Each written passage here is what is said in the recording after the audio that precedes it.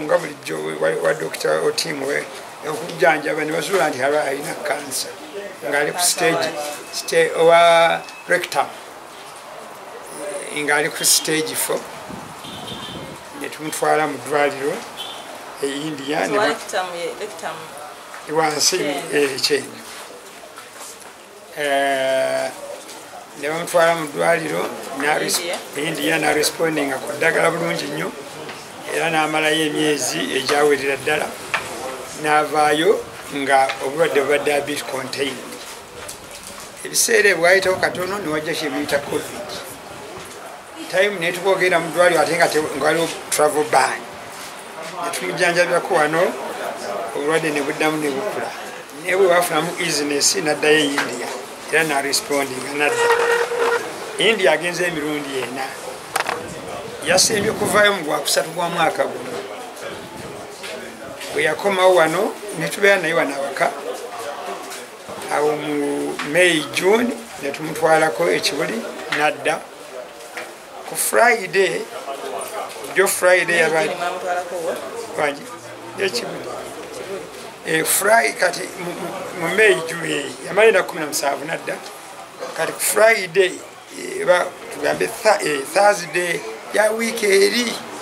olwali ennaku z'omwezi 3 oba 4 22 kati bwe mba nsera emabega kitegeeza 22 15 8 ennaku z'omwezi nga 7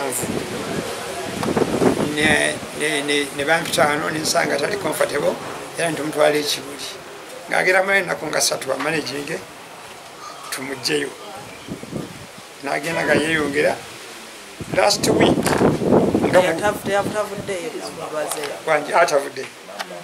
n'olwekyo last week n'ayongera okukola ki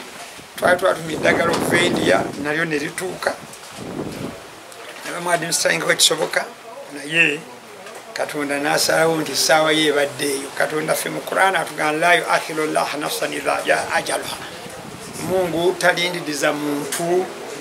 ekiseera kye nga kikoze eki nga kituuse era kibadde ekyo. Kyensobola okugamba abantu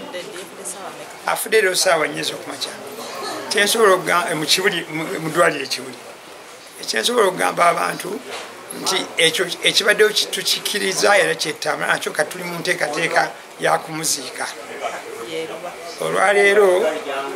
bwe tunaamala okumutegeka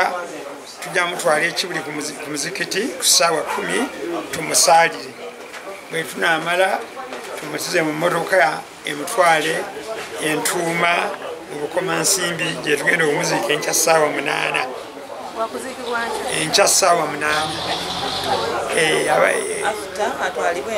8. Gyatugenda omuziika ku ssaawa 8 Entuuma mu Bukomansimbi.